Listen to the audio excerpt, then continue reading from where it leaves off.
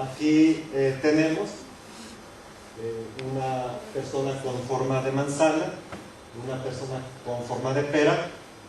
Normalmente el fenotipo ginecoide se da en mujeres y el androide en hombres, perdón, al revés, ginecoide en hombres y androide en mujeres, o sea, de manzana en hombres, de pera en mujeres.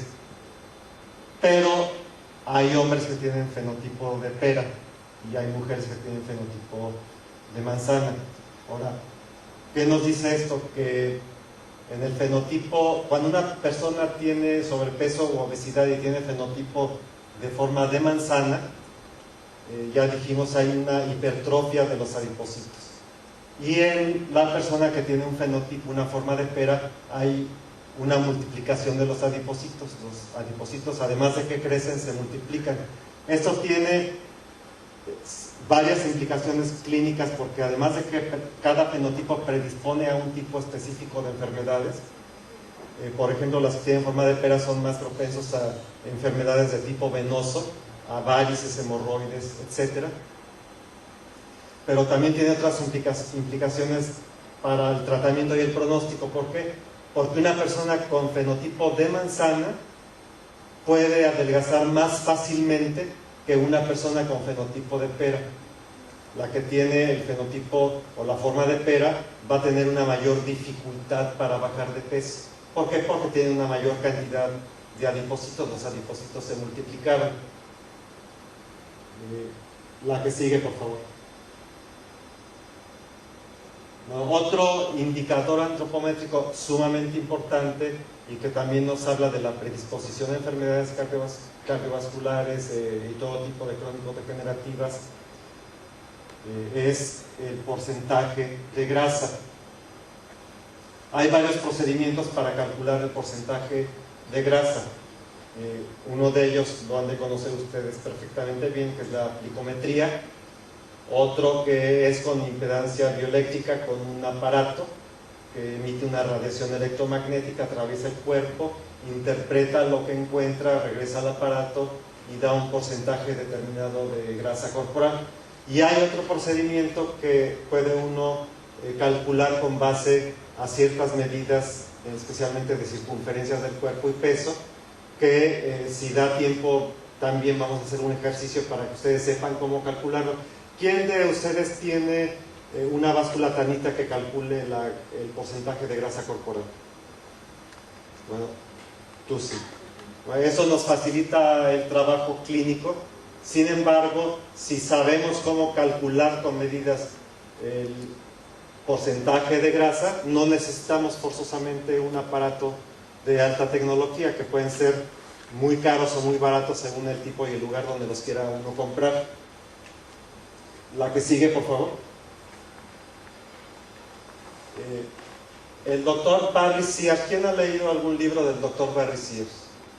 ¿Quién conoce sus libros? De la dieta para estar en la zona. Bueno, Barry Sears no es médico, no es nutriólogo, es un investigador científico. Y él se ha dedicado a investigar la forma de controlar la grasa corporal por medio de distintos tipos de dietas y de algunos nutrientes. Ha hecho investigaciones rigurosamente científicas sobre el efecto de los alimentos en la composición corporal y en el rendimiento físico, especialmente en deportistas de élite, en deportistas olímpicos. Al principio él hizo sus investigaciones en deportistas olímpicos.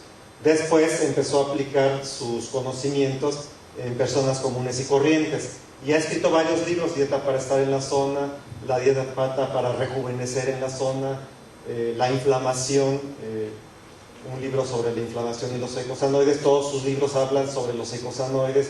Si alguien quiere profundizar un poco en ese tema de los eicosanoides, pues le recomiendo que compre alguno o algunos de los libros de Barry Sears.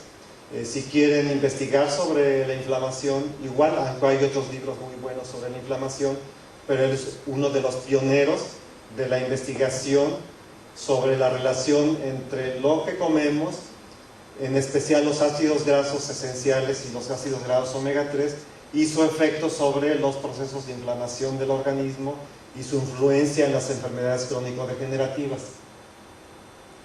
Bueno, él tiene en sus libros estas dos tablas. Ahorita tenemos una tabla de comparación de porcentajes de grasa corporal para hombres y la que sigue es para mujeres.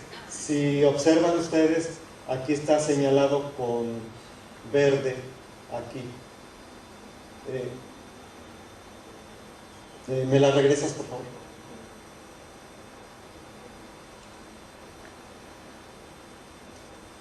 La anterior. Ok. Aquí está para hombres. Se encontró que el hombre promedio en Estados Unidos tiene un 23% de grasa. Eso no quiere decir que eso sea el porcentaje ideal de grasa. El porcentaje máximo permitido para un hombre de grasa corporal para considerar que está saludable es 18%. Igual que sucede con los demás indicadores antropométricos, arriba de cada punto porcentual de 18% empieza a aumentar la predisposición a enfermedades crónico-degenerativas y empieza a acelerarse el envejecimiento. Entonces, uno de los objetivos que debemos de marcarnos en la consulta con nuestros pacientes es mantener el índice de masa corporal en los rangos más recomendables o lo más cerca de esos rangos. Mantener el perímetro de cintura en 80 en mujeres, 90 para hombres, o lo más cercano a esas medidas. Y en cuanto a grasa o cantidad de grasa corporal, en hombres de preferencia tenerlos en no más de 18%. En mujeres, ahora sí la que sigue, por favor. Si bien el porcentaje promedio de grasa corporal en mujeres norteamericanas fue de 32%, se recomienda que la mujer no sobrepase 25% de grasa corporal. El cuerpo de la mujer tiene una mayor cantidad de grasa que el cuerpo del hombre. Y igual, mientras mayor cantidad de grasa corporal tenga una mujer, más pronto va a envejecer, va a aumentar la probabilidad de morir prematuramente y todo lo que ya hemos mencionado. En las mujeres el objetivo debe de ser mantenerlas en no más de 25% de grasa. Actualmente la mayoría tienen más de 25% de grasa. En esas dos tablas hay una serie de comparaciones del porcentaje de grasa que se encontró en personas con distintos tipos de actividades. Para el que le interese tener esos datos, bueno, se los voy a dejar ahí para que puedan utilizarlos. La que sigue, por favor. Esta es una tabla de pliegues para que con el pliegue de tríceps en hombres y mujeres medido en milímetros, igual si da tiempo lo vamos a hacer aquí como una prueba, puedan calcular aproximadamente el porcentaje de grasa corporal. Hay procedimientos con un pliegue, con 2 pliegues, con 4 pliegues, con 7 pliegues. Mientras más pliegues se utilicen, más precisa va a ser nuestra medición o nuestro cálculo. Mientras menos pliegues se utilicen, más impreciso va a ser y va a haber un mayor margen o posibilidad de error. Sin embargo, para una consulta rápida, si queremos revisar rápidamente a una persona, le medimos el pliegue de tríceps, revisamos nuestra tabla y ahí encontramos aproximadamente qué cantidad de grasa tiene. Esta tabla se las voy a dejar y con cualquier tipo de plicómetro la pueden utilizar. La que sigue, por favor. Tabla del Instituto Científico Tanita. ¿Quién conoce Tanita? Las básculas Tanita, que en un principio las más antiguas calculaban el porcentaje de grasa con impedancia bioeléctrica, subían a la persona a la báscula, calculaba el porcentaje de grasa y ustedes lo hacían el cálculo en kilos. Tanita ha ido avanzando, tiene un instituto de investigación científica. Sus primeras básculas eran exorbitantemente caras. Una de las primeras básculas para uso profesional valía alrededor de $2,200. Bueno, ahora tienen unas básculas que cuestan $120, no sé convertido a la moneda a guaraníes cuánto sea, que es muy barata, o sea, de $2.200 a $120, y esa báscula de última generación, miren, porcentaje de grasa corporal, edad biológica, calcula, determina la edad biológica, el requerimiento calórico, el porcentaje de agua que tiene el cuerpo, el porcentaje, la masa ósea, el porcentaje de hueso que tiene el cuerpo, y subiendo a su paciente en una báscula de estas, obtienen una serie de indicadores muy valiosos y muy importantes, rápidamente, sin necesidad de mandar a su paciente a ningún laboratorio, y además pueden estar monitoreando la evolución de su paciente de una manera muy eficaz. Yo quería traer una báscula de esas, pero tuve la experiencia en México de que no se puede conseguir, entonces no tiene caso traerla, que la utilicen, que vean cómo se utiliza, si no la pueden conseguir. Probablemente dentro de poco ya se consiga en los países sudamericanos. Pero el Instituto de Investigación Tanita tiene esa tabla para clasificar a las personas en distintos tipos de peso o de sobrepeso o de obesidad según el porcentaje de grasa. Esta también puede ser útil y se las dejo en inglés. La que sigue, por favor. Bueno, las consecuencias de la obesidad no necesito decírselas, ustedes las conocen muy bien. Sabemos que la obesidad nos predispone a un sinnúmero de padecimientos, de trastornos y de enfermedades. La que sigue, por favor. La que sigue. El que quieran las referencias, les voy a dejar la presentación, las pueden obtener de las diapositivas. Algunas diapositivas me las voy a saltar para que nos dé tiempo de ver con calma otros aspectos importantes. La que sigue, por favor. La que sigue. La que sigue. Con la obesidad puede...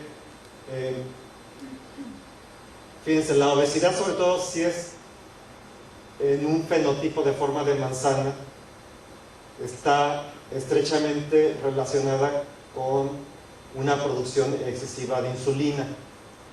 Y cuando hay hiperinsulinemia, después vamos a ver un poquito más de por qué se da este fenómeno,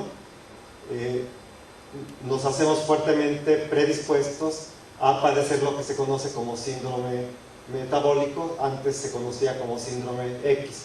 Ustedes igual ya lo deben de conocer muy bien. La que sigue. Ahora quiero abordar el tema de los signos vitales como indicadores también, como marcadores biológicos del envejecimiento y del estado de salud. Se nos ha dicho siempre que una presión arterial de 120/80 y una frecuencia cardíaca de 80 latidos del corazón por minuto es lo normal, pero lo normal no es igual a lo ideal. Si nosotros queremos lograr una salud óptima en nuestros pacientes, no debemos de conformarnos con tener 120/80. Lo ideal es, según estudios de diversos expertos, 110 de presión sistólica, 70 de presión diastólica y 70 de frecuencia cardíaca. La frecuencia cardíaca puede variar mucho, sobre todo en deportistas. En un deportista de alto rendimiento, sobre todo si es un atleta de fondo, van a encontrar que puede tener una frecuencia cardíaca de 40 o 50 latidos del corazón por minuto. Y en esa persona es algo normal y saludable porque es un deportista de alto rendimiento que tiene un corazón muy potente y que necesita bombear muy despacio para distribuir adecuadamente la sangre. Pero si en una persona sana tenemos una frecuencia cardíaca de 50, perdón, en una persona sedentaria tenemos una frecuencia cardíaca de 50, entonces sí debemos de preocuparnos y de investigar por qué. Y tampoco es muy conveniente una presión arterial muy baja, porque entonces no hay suficiente presión en la sangre para que los nutrientes sean distribuidos a través de todo el cuerpo. Lo ideal es tenerla en 110/70 y por cada punto arriba de 110/70 aumenta la predisposición de enfermedades cardiovasculares. Entonces, si queremos lograr una salud óptima, si queremos lograr que nuestros pacientes tengan una larga vida y una expectativa de vida saludable y vigorosa y exitosa, los debemos de mantener con unos signos vitales cercanos a lo ideal, a lo óptimo. La que sigue, por favor.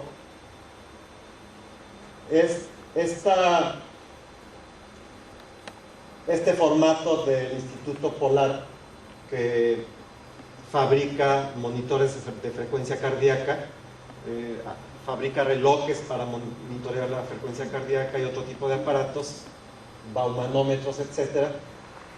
Es para ubicar a una persona en una zona de frecuencia cardíaca según el tipo de actividad. La que sigue, por favor. Y aquí viene la explicación. En esto no vamos a entrar a fondo, se los dejo para que quiera utilizarlos. Es fácilmente entendible y puede ser muy útil, sobre todo para quienes se dediquen a atender a deportistas. La que sigue, por favor. Aquí hay un indicador que es un pliegue, el pliegue diagonal del lóbulo de la oreja, que es uno de los mejores indicadores de la probabilidad de un infarto cardíaco. Nada más que no se me vaya a asustar el que tenga un poco de deshidratación y diga, ay, ya tengo este pliegue aquí. No, ¿por qué se produce este pliegue? Porque se obstruye la arteria carótida, disminuye el flujo de sangre hacia la parte superior del cuerpo, hacia la cabeza, y se forma este pliegue. Este pliegue, cuando es muy marcado, puede predecir con mayor precisión que cualquier otro examen químico o de cualquier tipo la probabilidad de un infarto cardíaco. Así que este pliegue también puede ser muy útil para ver la salud de nuestro paciente sin necesidad de mandarlo todavía a un laboratorio, aunque lo podemos y lo debemos hacer. La que sigue, por favor. Bueno, ahora primero vamos a empezar a ver algunos de los indicadores químicos del estado de salud y del estado de envejecimiento. Después nos vamos a detener en unos para explicar a fondo algunos de los mecanismos implicados en estos indicadores químicos, y finalizamos viendo algunos que pueden ser útiles y recomendables. Ustedes saben o van a saber, si todavía no lo ven los que están estudiando, que de rigor cuando un paciente va con un médico o un nutricionista o un profesional de la salud, bueno, normalmente se le manda a hacer una química sanguínea que puede ser simple o compuesta, una biometría hemática y un examen general de orina. En la química sanguínea normalmente pues nos va a decir qué cantidad de glucosa, de colesterol, etcétera, tiene una persona en la sangre, y nos da un primer indicio para inferir si hay algún problema o si no lo hay, y si lo intuimos o vemos que puede haber, entonces ya mandamos a hacer más estudios. La que sigue, por favor.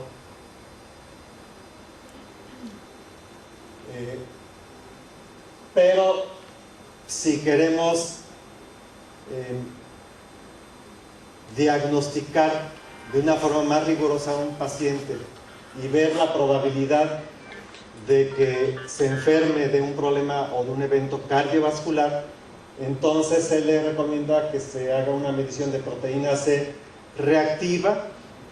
La proteína C reactiva es uno de los indicadores más fiables de una enfermedad cardiovascular o de predisposición a una enfermedad cardiovascular, más inclusive que un perfil de lípidos o una medición de colesterol. Si una persona tiene elevada, excesiva su proteína C reactiva, independientemente de su perfil de lípidos, tiene una alta probabilidad de padecer una enfermedad cardiovascular.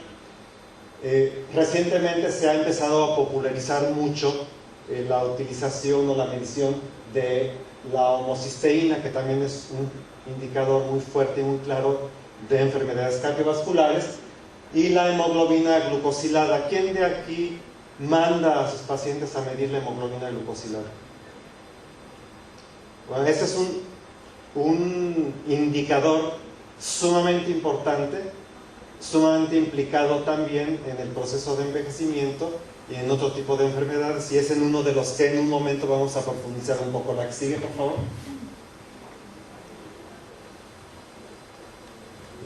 Bueno, un perfil de coagulación puede ser importante, en eso no nos detenemos. La que sigue, por favor.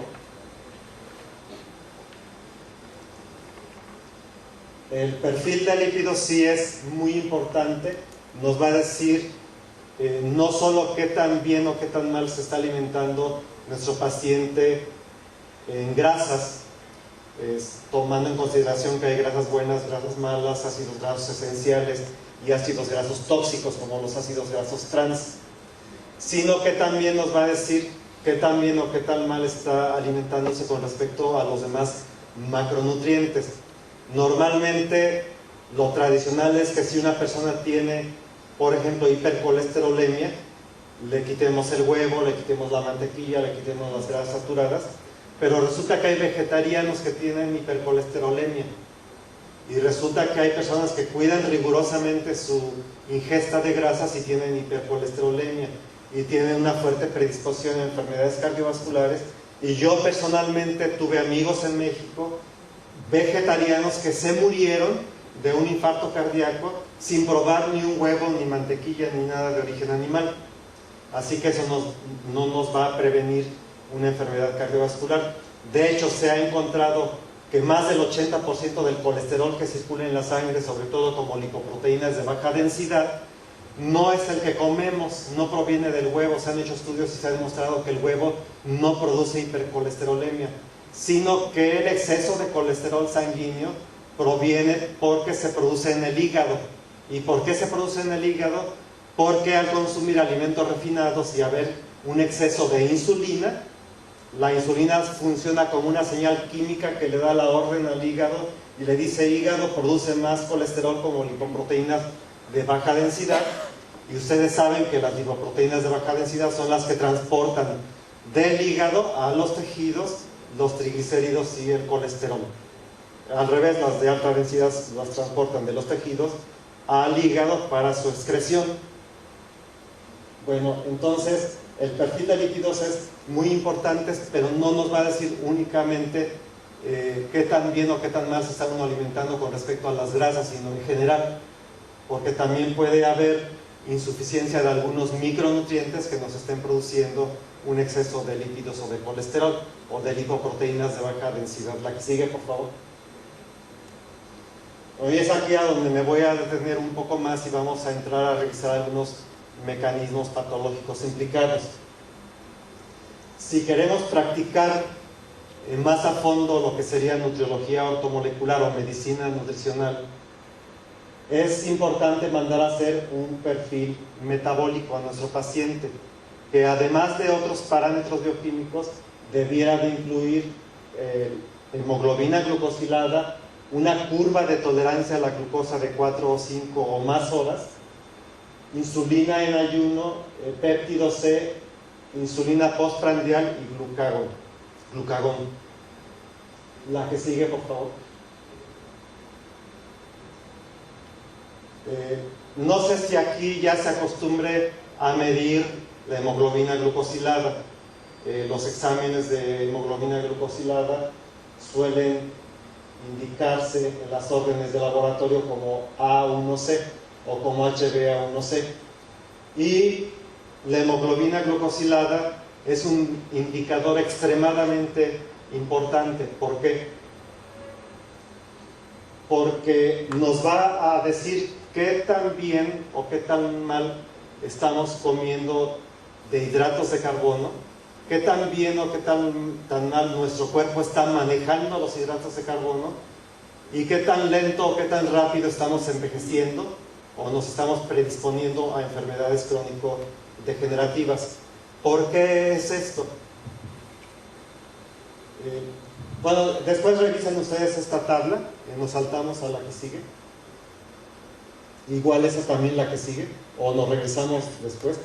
Bueno, antes de explicarles los mecanismos que les voy a explicar, quiero que observen aquí cómo a mayor porcentaje de hemoglobina glucosilada va aumentando la predisposición a retinopatía, a neuropatías, a un sinnúmero de enfermedades crónico-degenerativas, pero también, aunque en esa tabla no lo diga, enfermedades cardiovasculares, a insuficiencia renal crónica.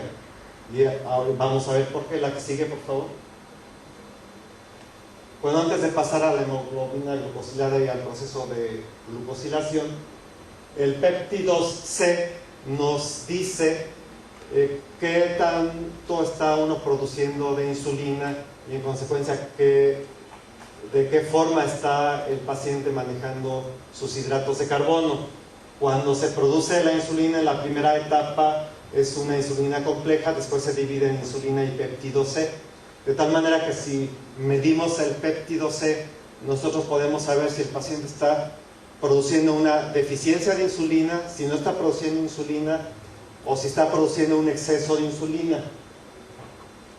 Se considera que entre 0.5 y 2 nanogramos por mililitro es la cantidad normal. Menos de eso, bueno, es una persona con deficiencia de insulina, y más de eso es una persona con hiperinsulinemia. La que sigue, por favor. La que sigue.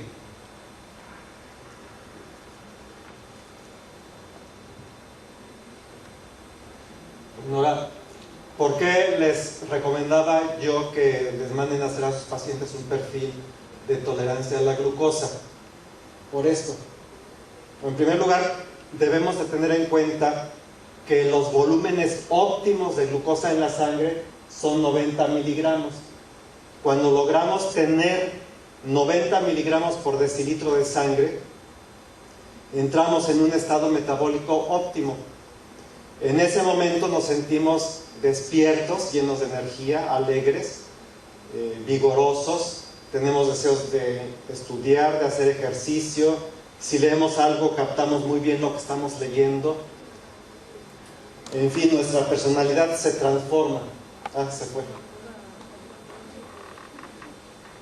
De los nutricionistas o médicos que hay aquí que tienen consulta regularmente, ¿quién acostumbra a mandar a hacer a su paciente un perfil de tolerancia a la glucosa? ¿No? Bueno. ¿Quién de ustedes conoce a una persona que padezca hipoglucemia reactiva? Bueno, si ustedes le preguntan a un funcionario de salud pública de cualquier ministerio de cualquier país, le va a decir que la hipoglucemia reactiva no existe. Que existe la hipoglucemia como consecuencia de una diabetes maltratada por un exceso de insulina. Sin embargo, quiero que sepan, y esto es algo que descubrieron y que revisaron muy minuciosamente varios de los creadores de la medicina ortomolecular, que la mayoría de personas sanas y enfermas padecemos de cierto grado, desde leve hasta muy grave, de hipoglucemia reactiva. Que la hipoglucemia reactiva en primera instancia no es una enfermedad, sino es una reacción natural del cuerpo humano a una excesiva ingesta de carbohidratos o a una ingesta de carbohidratos refinados. Cualquier persona, por más sana que sea, puede padecer hipoglucemia reactiva si en vez de un buen desayuno come en la mañana una taza de café con azúcar, un jugo de naranja y un pan de harina refinada con mermelada, como mucha gente acostumbra en muchas partes del mundo, o un café con azúcar y unas galletas dulces, o un café con azúcar y unas donas. Bueno, esa persona va a tener hipoglucemia reactiva. Inclusive con personas completamente sanas se han hecho experimentos. Un ejemplo es uno que se hizo en Estados Unidos con un grupo de corredores de bolsa, de jóvenes sanos, corredores de bolsa, muy brillantes. En la primera parte del estudio se les dio a resolver una serie de problemas matemáticos y lo resolvieron muy bien. En la primera parte estaban en ayuno y resolvieron muy bien. Luego se les dio caramelos, se les dio azúcar y un poco de tiempo después se les dio a resolver otro tipo de problemas también matemáticos y aumentó considerablemente su ineficiencia mental. O sea, les costó mucho trabajo resolver los problemas después de ingerir azúcar refinada en forma de caramelos. Pero ese es uno de miles de estudios que han comprobado que el azúcar afecta la psique humana, afecta el rendimiento intelectual, afecta el rendimiento físico y afecta la eficiencia metabólica de una persona durante todo un día si en la mañana desayuna mal. Después de 8 horas de ayuno, como suele pasar cuando nos dormimos, ayunamos más o menos 8 horas, el azúcar en la sangre amanece más o menos en 80 miligramos por decilitro, pero luego nos atiborramos